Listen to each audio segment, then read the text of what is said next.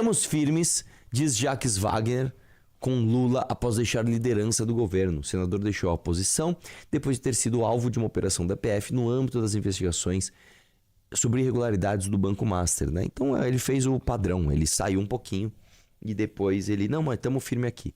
Bom, a galera ditou muito então nós vamos no 1. O lance é o seguinte, cara, você ter consciência de si próprio não é uma coisa boa, necessariamente, de imediato, né?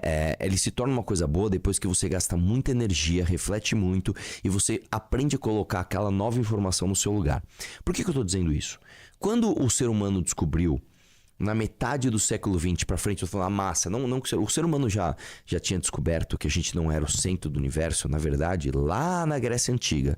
Mas a gente negou isso por muito tempo e depois com Galileu tal, teve toda a teoria do heliocentrismo e não era, e era, não sei o que lá, e as brigas e não sei o que lá. Aí depois teve Darwin com a evolução das espécies e cara, ai puta que merda. E aí o que aconteceu? Na metade do século XX, você teve um boom, né? Principalmente depois da Segunda Guerra Mundial, você teve um boom de informação. Por que aconteceu? Depois da Segunda Guerra Mundial, as pessoas passaram a ter um pouco mais de recursos. Bom, terra arrasada, beleza, que merda. Nossa, 1945, todo mundo fudido, Europa fudida, todo mundo fudido. E aí, de repente, né, as pessoas começam a não ter mais guerra, a se apaziguar. E aí você começa a ter, tudo bem, você tem revoltas ali, né? Você tem muita autoafirmação de povos, né? Eu não quero mais ser parte deste reinado ou desse outro país, eu quero me afirmar enquanto povo. O que você começou a ter? Você começou a ter uma explosão de autoconsciência. Você começou a ter, principalmente por conta da TV, ao espalhamento de informação em massa de uma forma muito atrativa, porque não era mais só o rádio, era uma televisão e as pessoas investindo muito em programas de entretenimento. Dentre esses programas, você tinha também programas de espalhamento de informação e você começa a ter o seguinte, você começa a ter muita noção do teu tamanho no universo. E aí você começa a entender o seguinte, quando você começa a aprender mais história, quando você começa a aprender mais ciência, quando você começa a aprender mais sociologia, filosofia, você começa a entender o seguinte, deixa eu ver se eu entendo. Se eu durar muito, eu vou durar 100 anos. 100 anos na história humana é nada. A história humana perante a história da vida é nada. A história da vida perante a história do planeta Terra é nada. A história do planeta Terra perante a história do universo é nada. Você começa a se sentir muito insignificante. Quando você começa a ver, por exemplo, você sabia que nós estamos mais próximos em tamanho do tamanho do universo do que do tamanho do átomo? Você sabia disso? Né? O átomo, ele é menor em relação a nós do que nós somos pequenos em relação ao universo, né? E aí você começa a entender o seguinte, cara, se eu já tava com crise existencial, porque o universo é uma coisa inimaginavelmente grande, você imagina então eu parar pra pensar que existe uma coisa ainda mais inimaginavelmente distante de mim, que é o tamanho da menor coisa do mundo, que são as partículas subatômicas do átomo. Você se sente muito merda. Você fala, cara, eu sou uma merda, eu sou uma pessoa muito pequena, eu não sou nada. Eu não sou nada. Você quer ver uma outra coisa horrorosa de se pensar? Isso é muito ruim de se pensar. Você conhece todos os seus bisavós? Você lembra o nome de todos os seus bisavós? Você lembra o nome dos seus pais. Talvez você lembre os nomes dos seus avós todos. Talvez. E você sabe pouco sobre eles. Mas talvez você tenha convivido com a sua avó. Geralmente a sua avó materna, tá? Mas dificilmente você conviveu, por exemplo, com o seu avô paterno. Geralmente é mais distante. Tá, pensa nos seus bisavós. Você lembra o nome dos seus bisavós? Porque vamos lá, pai você tem 2. Avós você tem 4. Bisavós você tem 8. Você lembra o nome dos seus 8 bisavós? Mas, você lembra a história, a personalidade? Você sabe, né? Você lembra, às vezes você nem conheceu. Você sabe a personalidade dos seus 8 bisavós? O que eles fizeram da vida? E dos irmãos dele? Você já parou pra pensar que o teu bisneto muito pouco vai saber de você? O seu filho vai saber muito de você. O seu neto já vai saber bem menos. O seu bisneto, provavelmente ele nem saiba da sua existência. Quando você começa a pensar nisso, você entra numa espiral de crise existencial horrorosa. Eu passei por isso, né? Quando eu descobri essas coisas, eu tinha lá talvez meus 16 anos, e eu comecei a pensar, caralho, mano, a nossa vida é mó merda, velho. Nossa vida é uma bosta. E aí existem duas maneiras de você criar alento perante isso. Ou você apoia num dogma religioso, você vai pro religioso, você apoia num dogma religioso. Ou você pensa da seguinte forma. Olha só que loucura, olha só que loucura. René Descartes já falava o seguinte: penso, logo existo. Você hoje, você não consegue ter certeza de absolutamente nada. Só tem uma coisa que você vai ter certeza. Vamos separar e colocar isso numa caixinha. Olha só. Eu vou fazer uma pergunta pra você, Aloysio. Estatisticamente, quantas pernas tem o ser humano? 2. Em média. 2. Quantas pernas o ser humano tem em média, Ana? 2. Errado. Por O quê? ser humano tem menos de 2 pernas. Por quê? Em média. Porque tem algumas pessoas... Quantos ser humanos você conhece que tem 3 pernas? Ah, tem umas anomalias. Você vai pegar sei lá, na Índia, que nasceu com um gêmeo grudado, nasceu uma perna a mais ali. Sim, Quantas pessoas você conhece que não tem uma perna? Algumas. acho que uma. Algumas. Algumas pessoas, por exemplo, E tem é gente que não muito tem as mais duas pernas. é muito mais comum Faz você sentido. conhecer alguém que não nasceu ou com nenhuma das pernas, ou com só uma perna, ou que perdeu a perna ao longo da vida. Ou seja, Sim. estatisticamente, é uma coisa contraintuitiva. O ser humano tem, em média, menos de 2 pernas. Não é uma loucura você pensar isso? Aí eu vou te trazer outra coisa. Vocês assistiram Matrix. Sim. E existe uma simulação da realidade. Estatisticamente, matematicamente, é mais provável que nós aqui todos vivamos numa simulação, dentro de uma simulação, dentro de uma simulação, do que na realidade de fato. Eu vi essa teoria no X. Eu vi. Estatisticamente, é mais provável que a gente esteja numa Matrix, dentro de uma Matrix, dentro de uma Matrix, do que na realidade de fato. Por que eu estou dizendo isso? Quando você volta para René Descartes, você pensa o seguinte, você não... Descartes. Não, é Descartes. Descartes. Descartes, você não consegue ter certeza nem de que a sua mão existe. Você não consegue ter certeza que isso aqui, na verdade, não são apenas sinais que estão enganando seu cérebro. A única certeza que você tem é: É o pensar. penso, logo existo. Sim. Você tem certeza da sua consciência. Só. Você só tem certeza da sua consciência. Todo o resto você não tem certeza. Isso é uma forma de você pensar que te dá alento perante a sua insignificância, né? Dentro desse universo, dentro de tudo. Que é o seguinte: se você pensa, logo você existe, você faz parte do todo.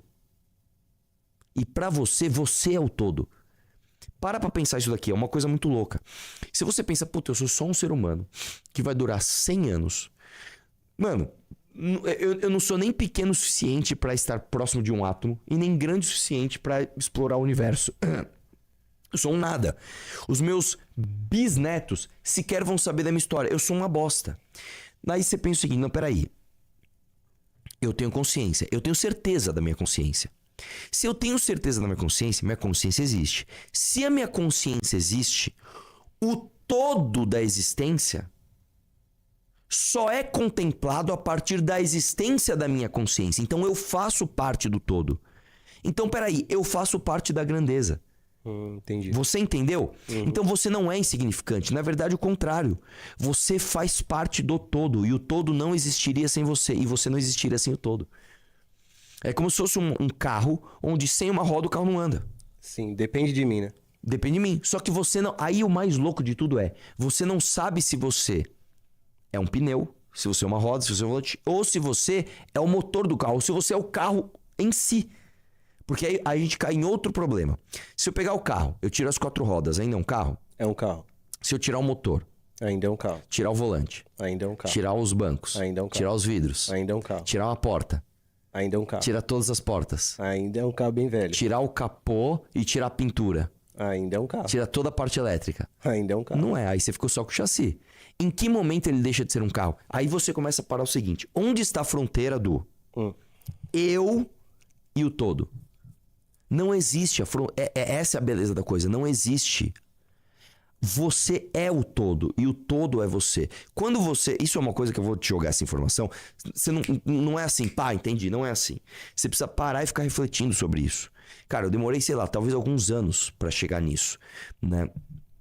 Porque você vai lendo e você vai vendo outras pessoas falando sobre isso. E aí você vai ver os gênios refletindo sobre isso, Sim. os grandes filósofos, as grandes mentes. E aí você não tá preparado para aquela informação. Cara, eu demorei muito tempo para estar preparado para essa informação. Que claro que não é minha, essa reflexão não é minha, óbvio que não. Né? Senão eu seria um gênio, né? E aí quando eu me deparei com isso, eu demorei alguns anos, eu me alentei, cara. Eu falei, nossa, cara, porque, verdade. tipo, você já não se apega a uma religião ou algo divino.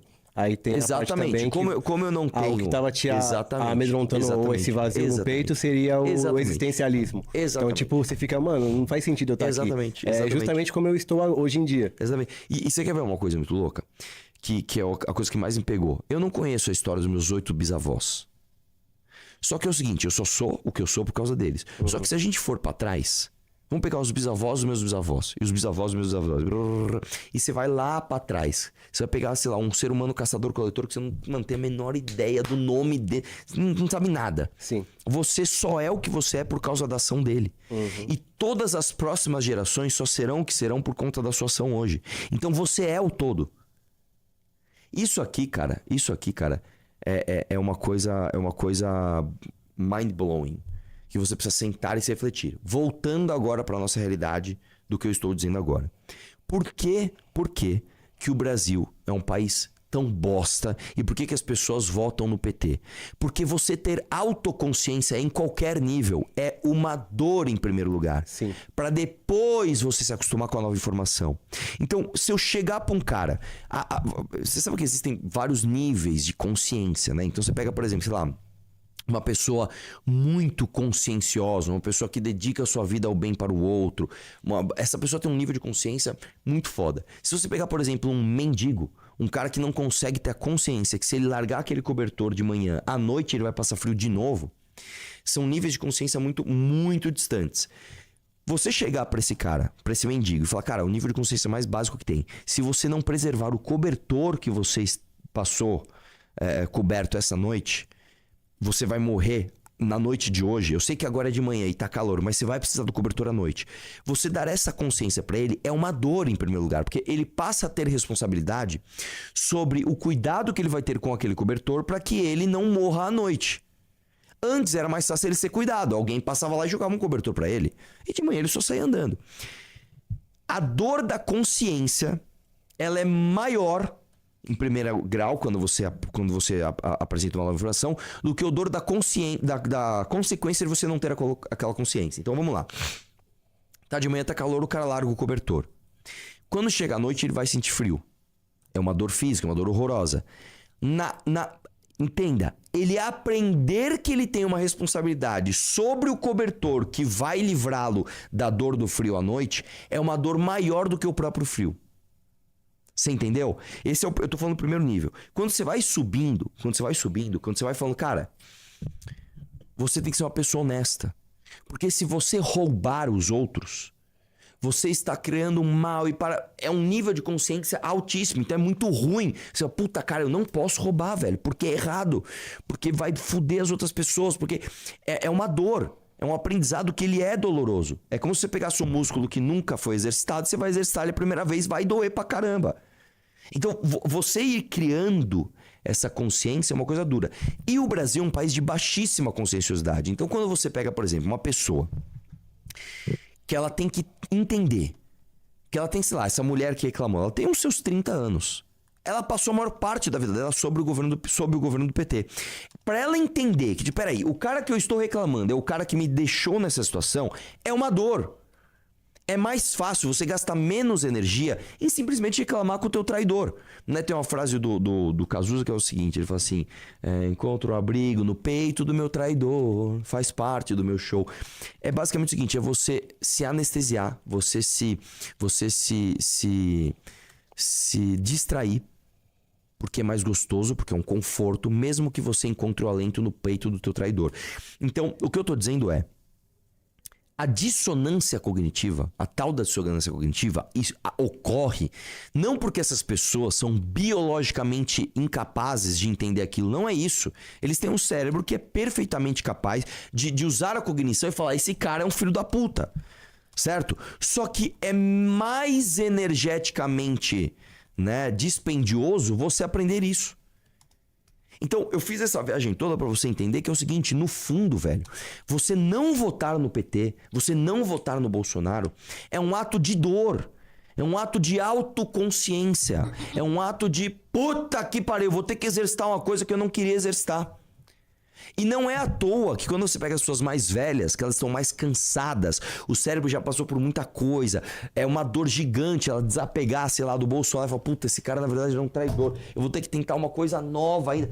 É uma dor, é um trabalho, uma puta que pariu. É porque é algo que a pessoa acredita, né? Então, tipo, quando você fala assim pra pessoa, não vote nessa pessoa, sendo que você acredita... Ou, por exemplo, não acredita em Deus sendo que você acredita, acho que machuca isso. Sim, só uma coisa, a Flávia não entendeu. Mano, não bota panos quentes, desonestidade não é falta de consciência, é falta de caráter. Flávia, minha linda, entenda o que eu estou dizendo. A falta de caráter, ela vem da falta de consciência, porque ter a consciência é algo dispendioso em termos energéticos, é algo doloroso em termos de aprendizado. Então, para você ter caráter, você precisa ter um nível de consciência que só é formado através de gasto de energia e treinamento. Se você pegar, por exemplo, uma criança de 5 anos e colocar um doce na frente dela e outra criança, ela vai pegar o doce e foda-se outra criança. Ela demora pra entender, puta, se eu pegar e comer, a outra criança vai sentir vontade. Será que é o cérebro? Isso aí, o seu cérebro ele demora pra aprender isso. Então, quando você é uma pessoa honesta, quando você não rouba, quando você não faz coisa errada, quando você gasta energia pra isso. Então, é um gasto ativo. É uma coisa assim, é uma ação ativa. Eu estou ativamente não roubando. Eu não tô falando o seguinte, se você, por exemplo, é claro que se você ficar perto, parado na inércia, você não rouba porque você tá parado. Agora, se você viver a vida, você sai na rua, em algum momento você vai ter a oportunidade de ser desonesto. Em algum momento, alguém vai deixar alguma coisa cair no chão, você vai poder pegar pra você. Em algum momento, sei lá, o cara da banca de jornal vai olhar pra trás, você pode roubar uma revista. Ou em algum momento, o cara vai te dar um troco errado. Em algum momento, você vai poder ser desonesto. Aí, o que acontece? Se você tem a consciência, você gasta a energia para ser honesto. Você fala, não, eu sou uma pessoa honesta. Então, o estudo do Perry Chiquida lá, que a gente sempre fala muito, é justamente isso. Se a pessoa não tem esse freio, ela parte simplesmente pro... Peraí, deixa eu ver, se eu for pego aqui, eu tô fudido. Então, não é mais um exercício de conscienciosidade no seguinte sentido. Eu tenho uma consciência de que isso é errado moralmente, isso prejudica outras pessoas. É um nível abaixo de conscientização. Se eu fizer isso aqui, eu vou me fuder, então não vou fazer.